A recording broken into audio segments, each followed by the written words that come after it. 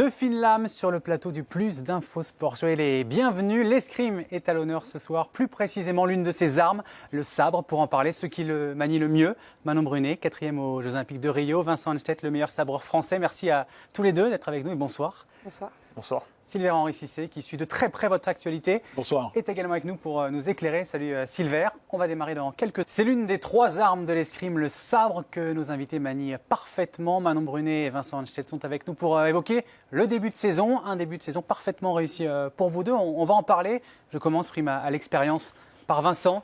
Avec cette victoire en Coupe du Monde, Vincent, à Dakar, la deuxième de votre saison, à 34 ans. Et cette impression qu'à 34 ans, justement, vous êtes au top de votre carrière, avec en plus cette saison la place de vice-champion d'Europe en Italie. Oui, j'ai l'impression d'être un peu comme le bon vin. Je me bonifie avec l'âge. J'ai peut-être mis plus de temps que mes collègues à comprendre le fonctionnement du sabre, mais je suis très ravi aujourd'hui d'être performant et d'enchaîner les podiums en Coupe du Monde. Comme quoi l'expérience, ça compte en escrime.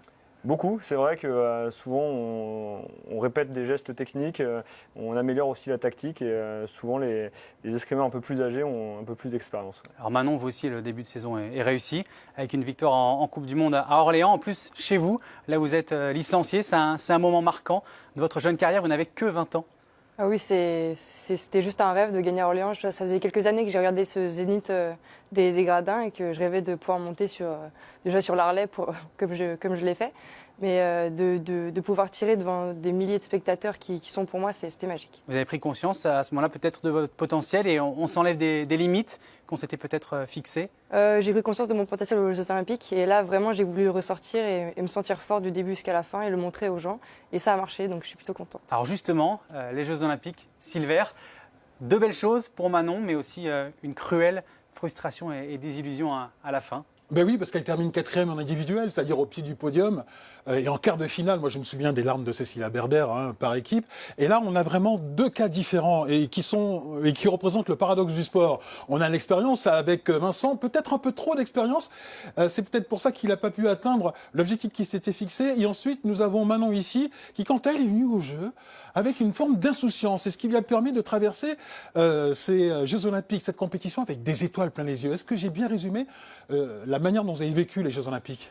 6e place pour Vincent. Oui, alors c'est vrai que moi j'avais des objectifs élevés parce que très peu de temps avant, j'avais remporté la médaille d'argent au championnat d'Europe et je performais bien en Coupe du Monde. Après, je savais aussi que le niveau était très dense, que ça allait se jouer à peu de choses.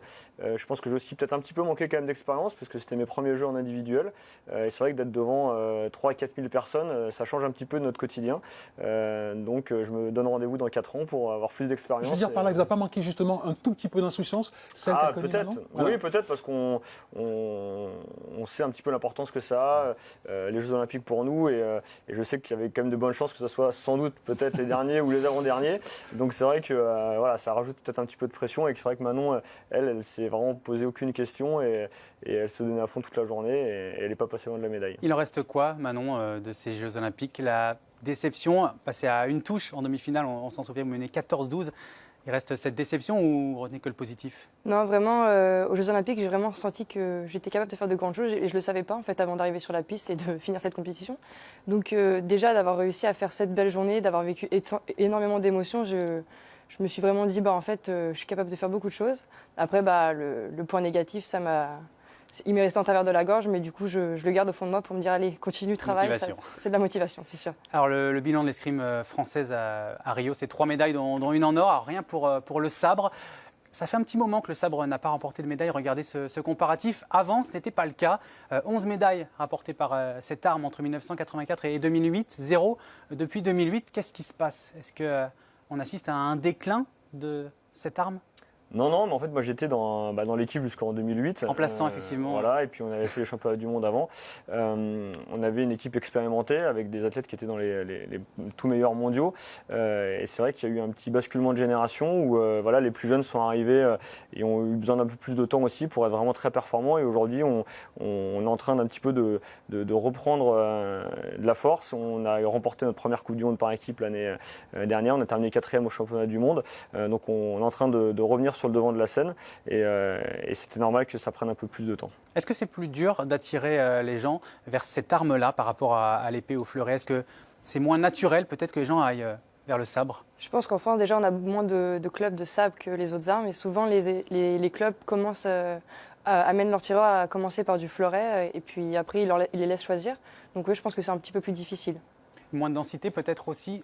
Complètement. C'est ce qu'explique Manon. Complètement. On le voit de toute façon dans les compétitions nationales. Il y a énormément de densité, notamment en fleuret. Il y en a beaucoup moins en sabre. Peut-être pas les qualités qu'exige votre arme, c'est-à-dire que c'est une arme extrêmement physique. C'est une arme, alors là pour le coup, de combat. Je crois que c'est l'arme qui nécessite le plus de densité physique et de combat. Oui, je pense que c'est la plus rapide, la plus explosive. On a très peu de temps entre les touches pour décider des actions qu'on veut faire. Donc c'est très sollicitant, beaucoup de traumatisme aussi physique. C'est peut-être pour ça qu'il y a moins de d'entraînement, densité. donc un petit peu moins de densité. Après, peut-être moins de pratiquants loisirs, mais c'est vrai que sur la partie haut niveau, je pense que proportionnellement, on a à peu près le même nombre d'athlètes, toutes armes confondues, qui sont performants au haut niveau. Alors la saison prochaine, on parle d'avenir, il y a les championnats d'Europe et les championnats du monde. C'est, j'imagine, déjà dans vos têtes, Manon? Évidemment, on y pense tout de suite. Maintenant qu'on a gagné une Coupe du Monde, je pense qu'on rêve de médailles. Il faut aller chercher sa place, ça se passe par les prochaines étapes de Coupe du Monde, justement. Mais c'est sûr. Oui, tout est remis en fait un petit peu en question chaque année avec un process de qualification pour les grands championnats.